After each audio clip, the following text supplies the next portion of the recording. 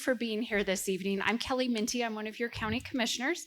And there have been perhaps some sorts of town halls and open houses in the past, but never exactly like we've done this. So thank you for being here for this first time of us trying out this format. I've been sort of affectionately calling this Meet Your Friendly Building Inspector Night because I often hear that people are intimidated by our building department, for example, or our planning department. And so what we really want to accomplish here this evening is to hear from you about ways that we can make our processes more efficient and more effective. That's really our goal, but also B, open up lines of communication and ensure or show you that we're really, we're just all humans here.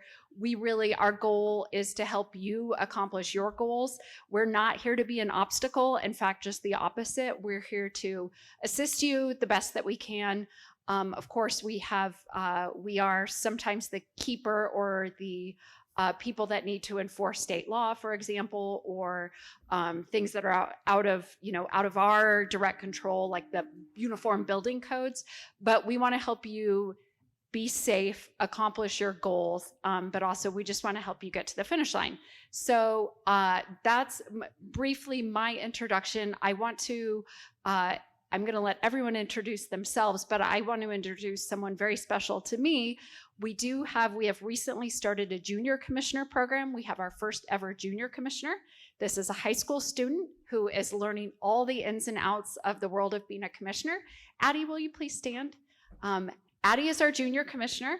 And one of the roles that Addie has here tonight is she's going to be taking notes of things that are brought up that we need to explore further, maybe after the fact, whether it's something to gain in efficiency or something that you bring to us that we perhaps need to explore more. So if you have any direct feedback afterwards that maybe we haven't captured, please check in with Addie and she's gonna take good notes and make sure the full board learns after the fact. So let's go ahead and start. Well, as I mentioned to our group, I've been told the mantra is you always start with planning. You always start with planning. So we will start with our planning director to introduce himself, tell a little bit about his department. We'll go down the line. We have a short video for you, and then we're going to take questions from you and have more of a discussion. That's our plan for this evening. We will get you out of here no later than 8 o'clock, but perhaps even sooner. And so with all of that, Eric, why don't you start? All right. Well, thank you very much. It's great to be here. Eric Noble. I am the planning director for Klamath County. I've done that for a little while now, about 4 or 5 years. Before that, you might have noticed I was at the county before in 95 to 2000. But anyway, why do we have planning? That's a good question. Because on the way here, I saw this bumper sticker said, "Freedom is not a government program." So that makes you wonder, you spent all this money, you bought a piece of property, you saved up for it, you bought it, and now you get to go to a government agency and ask what you can do with it. It's kind of an interesting thing. It's very confusing. I know I was confused by it.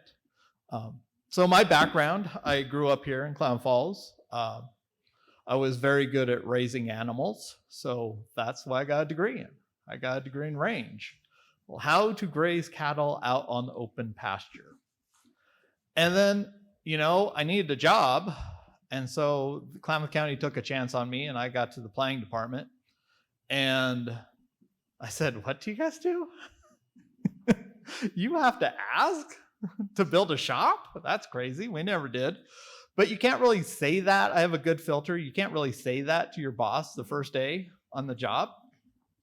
So I kept it to myself. And I just kept working there going, these are some crazy stuff. Why do we do this? Why do we have to ask? And then finally it dawned on me, humans are social animals. We live in very big cities. You look at LA, you look at New York, you look at Paris, you look at all over. We live in very big cities and we like to live together. But don't we annoy the heck out of each other?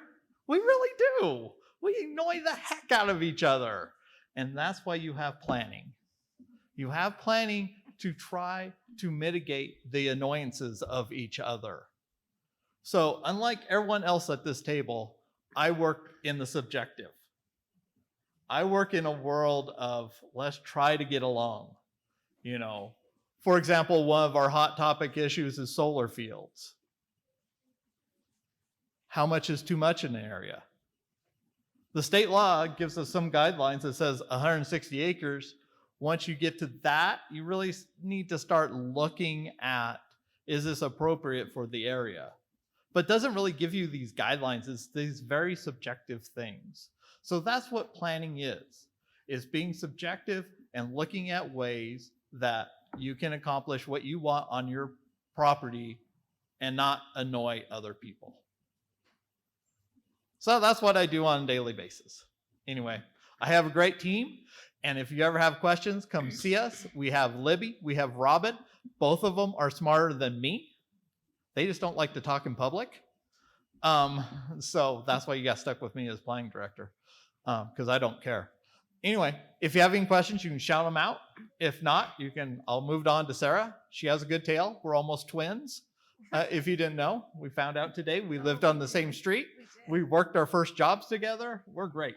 Anyway, how's that for a segue? Thank you.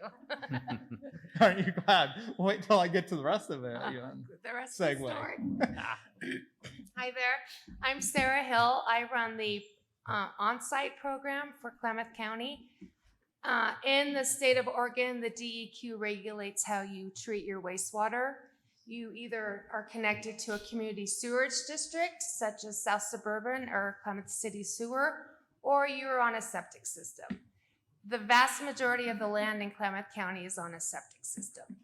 The septic systems in Oregon and Klamath County are run by the on-site department. I'm regulated by the DEQ. I am a county employee, but I answer to the DEQ and what their laws are that I have to follow. So a septic system is a septic tank that goes out to your drain field where your wastewater is treated on site at your property.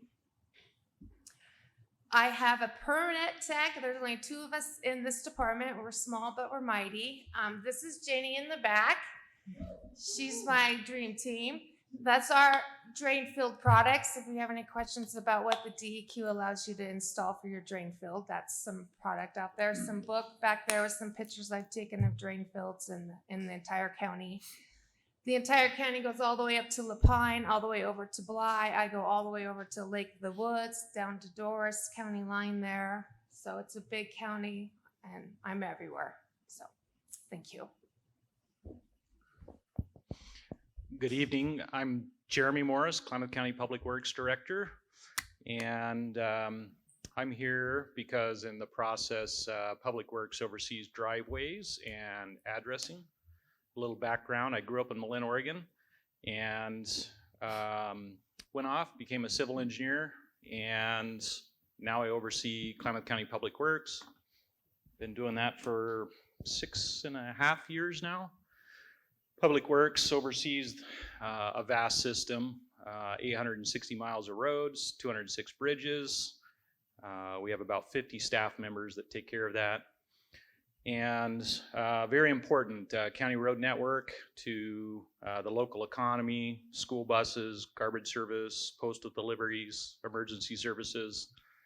It pretty well impacts your daily life. And we see on that system about 150,000 to 200,000 trips a day. And you can imagine the combination of accidents and Mother Nature and aging roads and bridges, and that keeps us real busy. A few just random facts. Our most highest expenditure in one day, we push about $400,000. Stearns Elementary project this year was completed when the contractor's out paving that, and we're out chip sealing. We can hit 400,000 in a day. In the wintertime, when we're removing snow, we got ODOT working for us, contractors working for us. All of our snowplows and management mechanics are working. And with fuel going out the door, we can run about 5,000 miles in one day, which is here to San Diego and back. and we have 8 to 12 hours to clear that. And when we're on overtime weekends, we're running at north of $10,000 an hour when we're in that mode. So kind of fun, keeps things entertaining and interesting. It keeps us real busy. Well, and I already did my introduction, but I will say I'm the person that you call and complain to. That's really my main role. These people are all wonderful. Try not to complain to them too much. If you need to really get after someone, get after me. That's my job. Hi, this is my name is Alan Brown. I'm the building official for the building department. I was born in Lakeview all my life, so you know I understand the community. I'm also a registered engineer, and I really enjoy this position. I really like helping the people try to get through the process of getting permits. Typically, we're the last line in the permit chain. So like as we walk down the people here, this is where you start, and then you end up with me here at the end. I like to think that I'm the easiest one to get along with here because you've worked out all the bugs until you get to here, and it's pretty basic. It's, people understand. It's, the building codes are basically physics, so it's fire and life safety and structural and components and things like that. So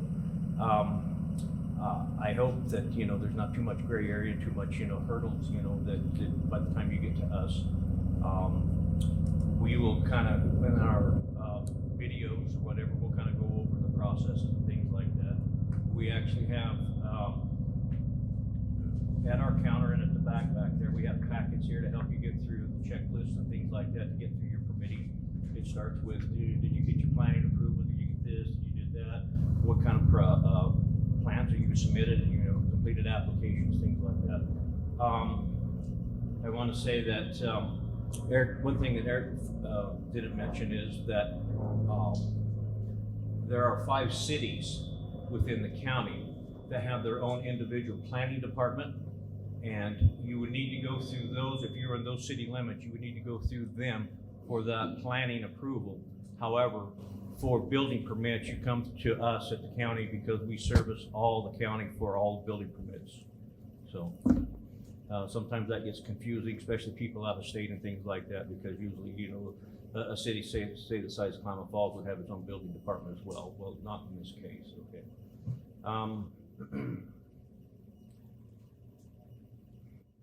We have a website that I think is very, very informative. I've looked at other jurisdictions and their websites, and sometimes you either get caught up in a continuous loop, or it doesn't seem like the information that you need is there. I think it's easy, but I've helped develop it too, so I guess that would make it insider information kind of a scenario. But that is one of the first places that I recommend everybody to start, is on our website. We've got the frequent asked questions, and we just gotta walk you down through the process. And once you get that and digest that, then come see us, call us. We want you to be successful. We're an enterprise fund, so our monies are from permits that we sell. We don't get any general dollars or anything else like that. So we want to sell you permits. So we want to be able to keep functioning, be able to, we're looking to protect the occupants of buildings. We're looking at fire and life safeties, we're looking at structural components and things like that. And that's our goal. Well, let's see. Currently we have an e-permitting program, and you can pull typical mechanical, electrical, plumbing permits, say for water heater replacements, small permits, anything that doesn't need a plan review, online, okay? We're working on that, and probably in the next 18 months, we'll actually have a plan review option to do online permitting and plan review as well for that. We'll see how it goes. I'm hoping we don't run into a lot of hiccups. There's a few jurisdictions that have been, in the last year, have started that, and And I'm kind of waiting to see which programs that they like and get all the bugs out before we actually implement ours. But we're actually going to start looking at programs here in the next month here. So that maybe will make it easier for you, you know, for the submittal process. Right now, I know that the e-permitting, you know, everybody has the cell phones or whatever, and that's what you call in for your inspection. You do all your inspection requests on your phone at any time of the day. It goes in, and then you get logged in for, you know, the following day or whatever day you're requesting for the inspections, and it seems to help a lot. It's freed us up in the office as well. We're about to adopt another residential code. This is the old code is a 2021, and I believe October 1st is when we're going to adopt a new code. There's always a grace period of about 6 months, so April 1st would be the deadline date that you have to use the new code. So in between that grace period, you can use the old code or the new codes for that. So just an FYI on that. These codes typically change about every 3 years, and we're going, so in the residential code, there's the mechanical in the back of that, and I believe that the plumbing and electrical code will be changing as well in this code cycle. We just adopted last April, April 23, the commercial codes cycled in. And the reason we do this, it's frustrating for contractors as well as building officials and code officials and inspectors, is when they change these things, you know, we have to do the code change classes and keep up with it.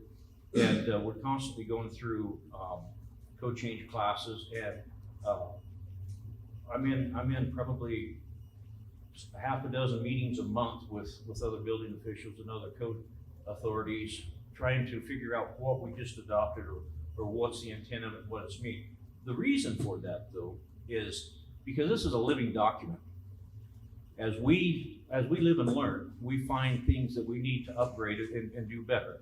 I mean, we can look at we can take the earthquake 30 years ago, right? You know, today's codes is a little sharper and better designed to help buildings not suffer catastrophic failures. You know, I mean, the building that we're in, right across the street, the Stevenson building, things like that, catastrophic, you know, falls down. Now, you know, from that information, we are learning, you know, learning as we go, and we're implementing it in here. So this is why we do the changes. It's just not some kind of a knee-jerk reaction. And it takes a lot of time to get a code section changed. It takes a lot of effort to get a sentence changed or a comma in or whatever to clean it up, because that sometimes that means a lot in the codes. Is, you know, if there's a period there, or if there's a comma there, or an and, or shall, or these things like that. So the language, you know, and it takes 2 to 3 years in committees, and it'll see about 7 committees, 3 of them on the national level. So, you know, so the stuff in the code is just not arbitrary. There's a reason for it, and it's taken that long to get there. So, I think that's all I have for introduction for now. So my name is Stephanie Brown. I also was born in Lakeview, Oregon, moved over to Klamath Falls, and have been there since I was young. I've been with the county now 26 years, been in our department 20 years of that 26 years. So I really enjoy as well working with everybody and making sure everybody's got what they need. And we have a great staff. We have 3 permit techs. They are April, Tiffany, and Rochelle. And they do a great job taking your paperwork in, making sure you get through the process. And I myself, I do all the budgeting for all of our departments, and then make sure everybody has the money they need, the tools they need to do their job. And so, as well as get all the permit data out to everyone, so the developers know how many homes are being built in the community, passing that information on to everyone. And that, I like to do that because I get to do a little artwork with my graphs, and you'll see one tonight. It's exciting to pass on the programs for sharing fee waivers and funding that can help you guys build. And that's a joy for our department to come in and see the smiles on your face when you say, oh, well, you're going to save $5,000 today. And that's nice. So we just want everybody to have a positive building relationship with our departments. And that's about all I have.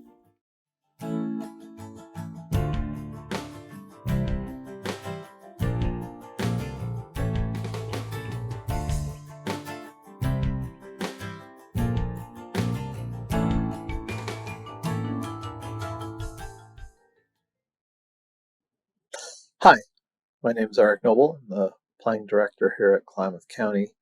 And let's talk about how to proceed with a single family development. This is kind of the same for a remodel addition type development too. I want to talk first about the Klamath County website, and let's find that just simply by typing in Klamath County.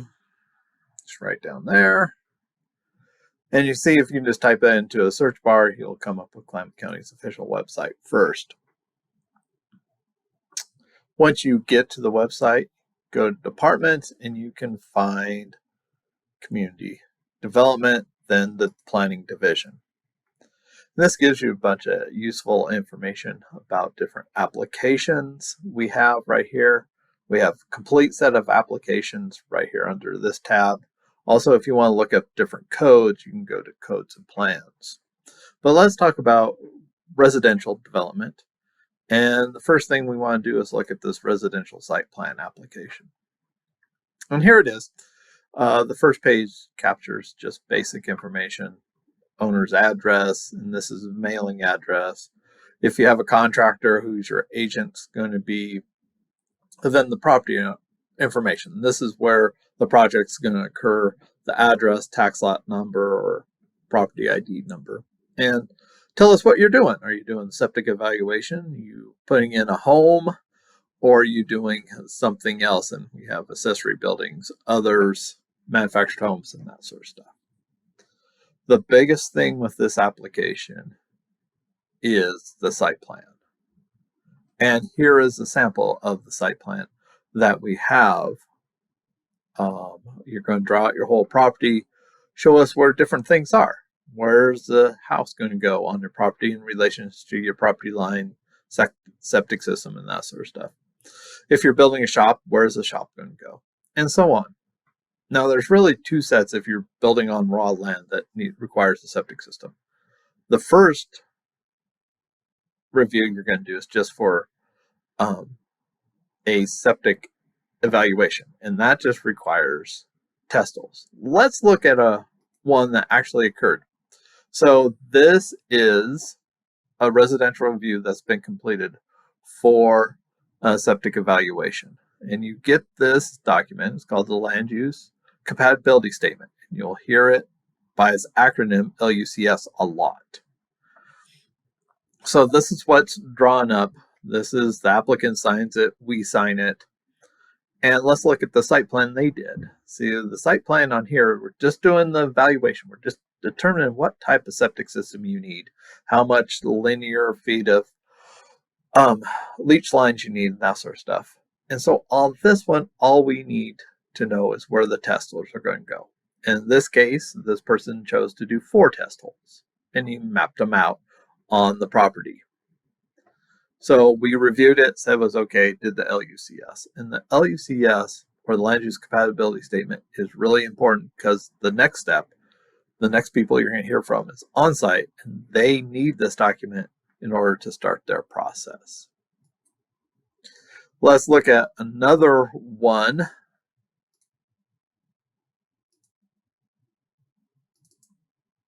Oops. Here is one that's already had the septic evaluation done, and they're applying for to build the house. And you can see, again, it's the same form. Applicant signed it, we signed it. But the site plan shows more information. It shows the driveway, the house, and the septic system, and the replacement area. The replacement area is very important because if this initial system fails, we need a spot for the leach lines to go somewhere else. So those are the two different things, two different site plans. And here is the LUCSs that you need. Again, you need this land use compatibility statement to go on to the next step, which is the on-site division.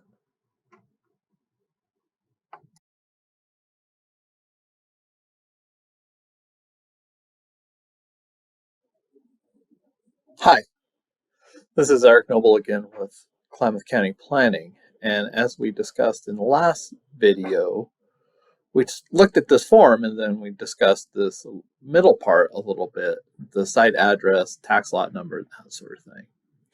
So what happens if you don't know that? You know, you're building on raw property with no address. How can we find it? And we do have you covered. Let's go back to the main web page for the county. And here we are. If you scroll down, you'll find a lot more information on here. And one of them is maps. So we're going to click on that button. We'll open up the Land Explorer maps.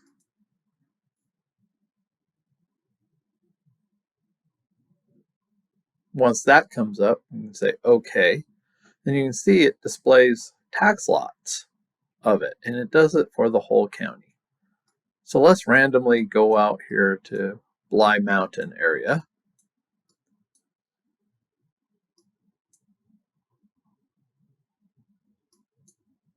So we can see all these different lots on here. And let's say we're planning on developing this one off of Kingfisher. If you simply click on it, you will find the property ID number and the tax lot number.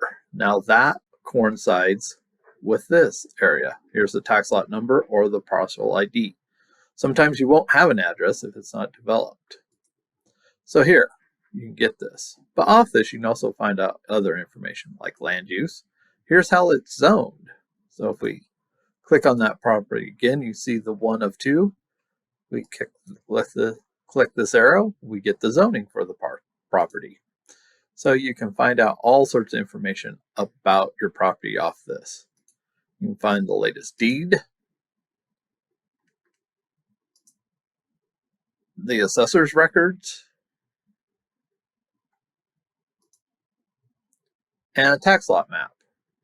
With the tax lot map, once you find your parcel again, you can find the dimensions of your parcel, which will help you greatly creating the site plan.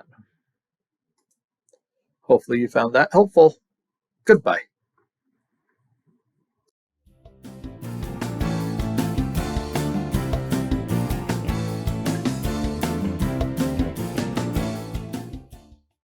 On-site department regulates the treatment of your wastewater at your real property. This is unlike a community sewage district, where your wastewater is treated at a wastewater treatment plant. In order to treat your wastewater at your property, the installation of a septic system is required. Step 1. A site evaluation for septic feasibility will determine your recommended septic system. This requires an application, current fee, and 2 soil test pits, 75 feet apart, 5 feet deep, 2 feet wide, and 4 feet long. A soil report will be provided to you. Step 2. Apply and submit the permit fee for your septic installation permit. The permit will be issued and will expire 1 year from issuance, but can be renewed. Step 3. Install the septic system per the State of Oregon's on-site wastewater treatment system rules. Septic systems can only be installed by an Oregon DEQ licensed installer or the property owner. Step 4. Request a septic installation inspection. After the inspection has passed, a certificate of satisfactory completion will be issued, and your septic record will be closed until a repair is required. The building department regulates all permitted structures within the Klamath County, including all incorporated cities. The building department is the final step in the approval process for building a home. After you have received approval by your planning authority, either county or city, the sanitation authority, either county, city, or South Suburban, and have applied for your driveway permit, either county public works or city public works, then you'll be able to submit for approval at the building department. Step 1. For your convenience, we have created a new home information packet. You can download from our county website or pick one up at our building counter. The packet has all the permit applications you need, as well as a checklist to help you with your submittal. Step 2. Complete the snow load design criteria form. With your specific property, return for determination from county staff. Once determined, the form will be returned to you. Use this information for the engineered truss design. Step 3. Utilizing the Klamath County design criteria for the current Oregon Residential Specialty Code in use, your plans need to be drawn to scale. We require 2 complete sets of legible plans following the 1 and 2 family dwelling checkoff list in the packet. Step 4. Submitting your documentation. We will need your planning approval, LUCS, approved site plan, and sanitation authority sign-off. Please include 2 sets of drawings, 2 sets of engineered calcs, and 2 sets of engineered trusses, and any other required sets of documents following the checkoff list. The structural building permit application will need to include your home's estimated valuation. A non-refundable plan review deposit is required at the time of submittal. Your plan review is based on 65% of the permit fee based on the valuation of your home. Your valuation of your home is determined by the square foot times the rate of the adopted ICC table.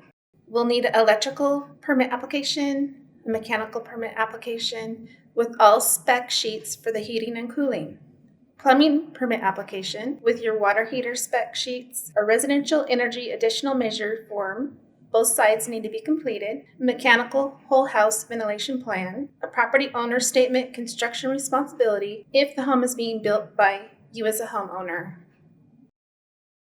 Step 5. Submitted plans are reviewed and approved by the plans examiner. This step can take up to 10 working days. Permit technicians build a fee information into the electronic permitting system and verify all the documents are ready for issuing. At this time, the address is verified before the permit is ready to issue. Step 6. The permit is paid for either by phone or in person, and the permit is issued. A set of plans stay with our department, and 1 set goes out to the job site. Step 7. When your project is ready for inspections, there are 3 ways to schedule an inspection. 1, you can download the Acela permitting app. 2, call the 1-800 located on the permit. 3, desktop using the Acela e-permitting link. Continue calling in all required inspections. Final step. Once all final inspections are scheduled and approved, our office will verify both your moisture content and high efficiency lighting forms are completed and returned. The certificate of occupancy can be issued and the permit is now final. Congratulations, your keys are waiting. In June 2022, the commissioners allocated $2 million of ARPA funding to provide 1/2 fees to all new 1 and 2 family stick-built homes and 4 or less stick-built multifamily units. These are the half fee reductions that are included. Klamath County Department, the LUCS Land Use Compatibility Statement, which excludes incorporated cities. County On-Site Department, installation permits and state surcharge. This excludes city or South Suburban. County Building Department is the building plan review, structural, electrical, plumbing, mechanical permits, the CDD fee if applicable, and all state surcharges. This excludes the school tax. ARPA funding has assisted homeowners, builders, and developers with the development of affordable housing to increase supply of affordable and high-quality living units, while the participating county departments remain stable in their funding for continued staffing levels. $592,000 of ARPA funds have assisted with 187 single-family units, 6 duplex units, for a total of 193 units, and $400,000 towards a sewer lift station. At the end of August, there is still $1,008,000 remaining. Based on the average assistance, this could assist with another 265 homes through the end of 2024 or until the funds last. To all of our leadership team up here for doing such a great job on that, and to think they were all nervous about being on camera and talking on camera, and they did such a good job. Hopefully that answered any, not all, but perhaps some of the questions you may have about the process. I think our team laid it out in a pretty, step by step, and none of the steps seem all that complicated, although that's from our perspective. So now I would like to open it up for questions, comments, thoughts, and then we do want to do a drawing before we have everyone leave for the evening. Sure. Yeah, lots of pizza back there. Help yourself. I'd like to do a little cross-section of the audience here, and who do we have back here? Like, how many contractors do we have here tonight? All right. How many engineers, architects, and designers do we have here tonight? None? Okay. Who do we have as far as any realtors here? Okay. How about future home builders? Anybody's going to build their home? Good. This should help you guys a lot. I hope it does anyway. So, anybody else that we missed on our cross section here? Who just came for the pizza? So, well, that's good. I'm glad you all came. Thank you. Yes, thank you. So let's do questions. Maybe raise your hand or stand up. I mean, we can be pretty informal here, but Addie can come around with a mic if people's voices are quiet. But what questions or thoughts do you have for us? And I'd love to answer questions, so don't be shy. You can sit here and tell me I'm the idiot, the biggest idiot you've ever met, and I'm happy to talk to you. So, what questions do you have?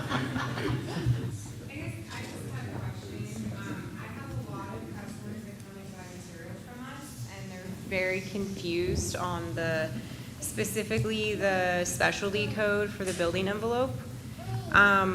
So I have people coming in trying to do different things on the plans. For example, R30 in the floor. There's several plans that are listed with R38, some that say R30, and then some people are coming in with the specialty code attached to their plans, and some people have no clue what I'm saying when I ask which selection they picked, 1 through 6 of the specialty code. So in our county, is it required for every residential home to also pick one of the specialty envelope options, or is that not required? So when it comes to the energy there, it's all in Chapter 11, and so you start with the basic prescriptives. And so you'll do your R30s or R38s and things like that. And then there's these additional measures that you have to pick. You have to pick one of those. You have to no matter what. You have to no matter what. I keep telling people that, and they keep coming to my office telling me I don't know what I'm talking about, and I say, go talk to the county. Yeah. It's, and it explains it right there in the table, right there, right below in the footnotes. I was interpreting it correctly, Right. because I keep telling them, no, you need to go pick one, because when you go and the inspector shows up, he's going to go, why haven't you picked this? Right. And we're going to catch that at plan review. That's when we're going to go, well, wait a minute, you need to tell us, because here's what happens with that. So the code is not so restrictive that it doesn't give you options to do things. And so energy, so you can achieve the same amount of energy conservation, I guess, is what we're really going for here, through different methods. You can do a whole building trade-off. You can do the what would be the thermodynamics of a building. You could do the with these alternate or with these additional measures. One may fit your profile better because if you needed a water heater, with a 92% efficiency, well, I'm getting one anyway. Hey, I think that's going to fit right here, and I'm not have to do anything special. Or, let's say that you don't have, you don't have maybe, you're not on the grid or something like that, and you can't run electricity or whatever. Now you've got to go into, the natural gas or the propane HVAC systems, and things like that. So it gives you all these different options to fit your what you're proposing to design, because not all buildings are built out of wood, not all buildings are built out of steel, or concrete. So there's, these are all the different building materials, and it's the same thing with the energy as well. What else? Thoughts, questions, concerns? Okay, so we have property up on Bly Mountain, and everything was lost in the Golden Fire. A couple questions. One is we have our septic tank in the ground. We were just working on completion of that. All of our leach line stuff got melted, so I have to purchase that again. But anyway, so I know I need to renew my septic permit because there's no way I can get it done in time. Is it renewable? And then temporary use permits, does a septic have to be installed completely and approved before you can get that? And then an address, what has to be done before I can do that? So that's it, I think. Okay, well, I'll start. First of all, I'm very sorry you lost things in the fire. That's tragic, and anyway, we're sorry for that. Temporary use permit is through our office. Obviously, we realize that people are having a hardship. Technically, the temporary use permit requires you to have a building permit in hand.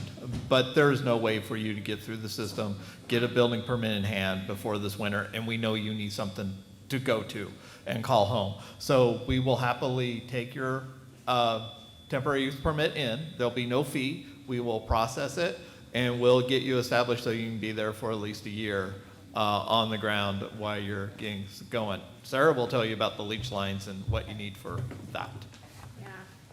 Was anything destroyed? Like, did anything melt in your drain field or your tank? So he just got the tank buried, thank goodness, or it would be a puddle of big plastic. But anyway, so the tank is fine, but all of the supplies for the drain field, the infiltrator, they all are melted. So they weren't in the ground yet. They were just ready, almost ready to be installed.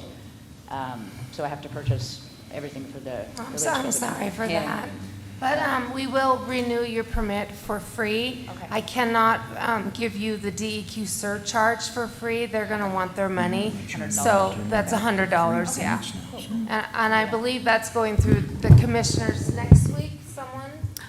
Yeah, we're going to meet with the commissioners next Wednesday, and we are going to be talking about the fee structures, about the waiving of the fees. Okay.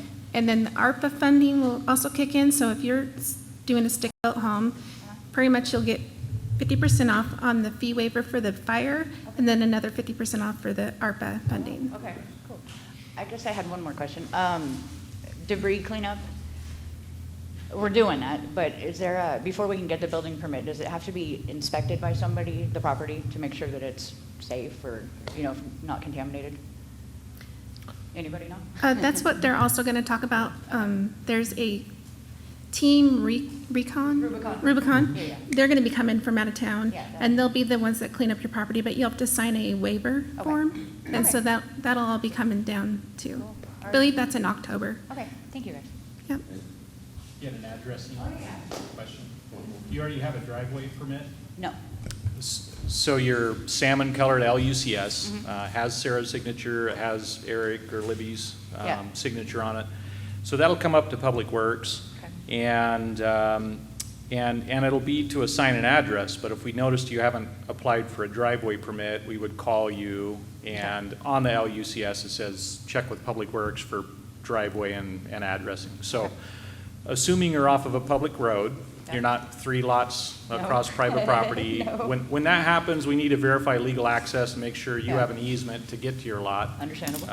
But you're connecting to a public road, so you would apply online, the same way you'd find CDD's website. Instead of going to CDD, you'd go to Public Works, and there's Okay. permits and fees, and your driveway permit and your addressing permit fee are online Okay. at that location. And so you can submit those and pay electronically, and Okay. it comes to us via email. So on the driveway permit side of things, we go out and do an initial inspection to make sure there is or isn't a roadside ditch. Okay. It's a safe place to connect to the public road for sight distance. You may be on a gravel road, but we have a lot of paved roads and high-speed roads and blind corners, course. and so we want to verify it's safe for you and also safe for others. If there's a ditch, we'll require you to put in a culvert.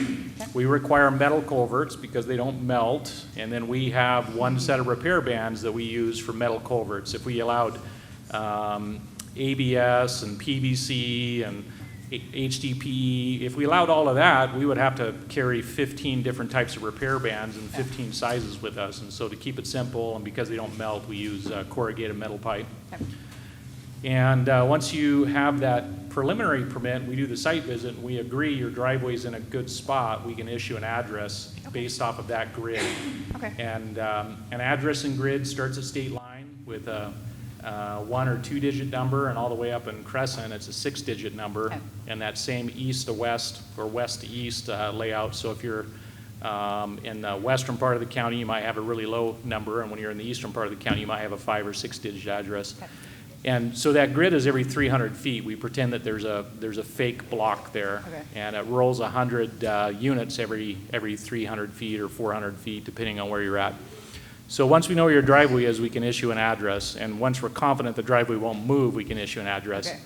If we go out there and we see a wall of rock and a power pole and you have to move it 300 feet, we would tell you to do that as a part of the permit, and then we'd approve that, and then we'd issue an address off of that. So the addressing process is we then write on the LUCS and send it downstairs to with what we call a preliminary address. And that allows you to go ahead and get your mortgage and your financing. It also allows you to deliver materials to the site, but it's not an official address at that point in time. Plenty of permits don't finish and don't get a C of O. Yeah. We don't issue addresses and final addresses for vacant lots or unfinished buildings. And so if your timeline expires and you don't have a C of O, we'll actually remove that preliminary address. And but let's say you get a C of O and everything's great, certificate of occupancy. Yeah. Then we finalize it. We look out for that C of O, and when it comes in, we send out a final address to 911, the post office, the utility companies, you know, the water, sewer, other folks that need it, school districts. And then that is, at that point in time going forward, you can order a package on Amazon and it shows up to your address. But if you tried that beforehand, Amazon would say does not compute, Yeah. and they can't find you. So that's that little subtle difference between preliminary addresses and final addresses. Okay, perfect. Thank you. Any questions on that? No, Or? I think I got that all. Private road districts, same driveway permit So- process? So that's a good question. If you recall, Eric pointed you to scrolling down to maps, and then you can actually, this is a great resource for contractors, for realtors, for home buyers, is you go to maps. Well, Eric took you to the tax lot finder, which you can turn on zoning and all of that. Well, right below that button is a road jurisdiction map. And there are plenty of so there's a few private roads, but the roads that fall under our jurisdiction are public roads. And the reason why they fall under county jurisdiction is state law says if they're not assigned to a city, a state, or a federal agency, by definition, they're automatically assigned to the county for jurisdiction if it's a public road. And so on that map, you heard me mention we have 860 miles of county maintained roads. There's another 900 miles of what we call user maintained public roads. Some of those have a special road district that is the public entity, because we don't take care of the road, but you have a boundary around the subdivision that everybody pays in to take care of that road. And that's called a special road district. All of those are public. And so we would still address and issue a driveway permit off of that for them. They may have a fee, because if you have a vacant lot and they have an assessment that's $1.50 per thousand and your vacant lot's worth 20,000, well, you're paying 20 or 30 or $40 a year. But when you go commission a home, they may assess you the difference between the vacant lot and the home value for your first year's payment to catch you up, because if you had a home on there, you would pay probably $300 or $400 a year because of the $1.60 a thousand. The county doesn't get involved in. We collect the $1.60 a thousand, but 100% of it is passed through to the road district. And so really what they're looking at is somebody's commissioning a new house, they should pay their fair share of this year's taxes on top of that. Some districts do that, some districts don't. They just wait till next year when the assessment value gets corrected when your home's finalized and you pay there. You can apply for a driveway permit on a vacant lot. We just don't address a vacant lot. So everybody has the right to access their land. We just ensure if it connects to a public road, there isn't a utility conflict, that whether you do or don't need a pipe, and whether it's a safe site distance location for you and the other users of the road. So you can apply for a driveway permit a year or 2 or 3 before you start building a home, just for clarification. So like the Keno Pine Special Road District, Klamath River Acres, you still have to get driveway permits from you. Yep. For new construction. Yep. Anything that says Special Road District is a public agency. Okay. Their mission is to oversee the maintenance inside that boundary. Yeah. By state law, the jurisdiction still falls with the county, even though we don't maintain that. And really what that is to give, this is going to sound really funny, but you have a referee in the fight. If it was a road district and a bunch of private property owners, the county would not be engaged with law enforcement or from a public works standpoint. So if somebody goes and installs a speed bump, we tell them to take it out, those types of things. So that's where the benefit is to us. Also, having a public road, you do, under emergencies, have access to one-time orders. So say the road district floods or the road district gets 3 feet of snow and they're not set up to do that. You have one-time orders that can occur to help with that. We like to keep those to emergencies only. Is that per year? No, what happens by state law is that if we take care of a road too much, it becomes a county road. And we're not interested, we have declining funds and 860 miles of road, so we're not interested in expanding the county road network. Has nothing to do with property taxes. I get that question a lot. Everybody pays gas tax, and per registered vehicle, you pay about $70 in to use the 860 miles of county roads and 206 bridges. So that's like 1 hour of snow plowing on any of our major roads, let alone the rest of the year. So. Thank you. Any questions or thoughts? Can I go back to your septic tank? If the fire didn't damage that septic tank, when Rubicon comes up there with their heavy equipment, they're gonna smash it. So if you could get it uncovered and flagged, and maybe tell your neighbors if they have a septic tank to get it flagged, someone's gonna fall in it. Yeah, Thank you. absolutely. Thank you. So that wraps us up. There are also business cards for everyone. So if there's a particular person you think you might need to speak with in the future, please take their card. And mostly what we hope you will walk away with is the knowledge that, again, we're all just people that work at the county that are trying to help you. We are not trying to stand in the way of progress, but rather we're trying to help you get to your goals. So thank you for joining us this evening, and have a great, safe rest of the night.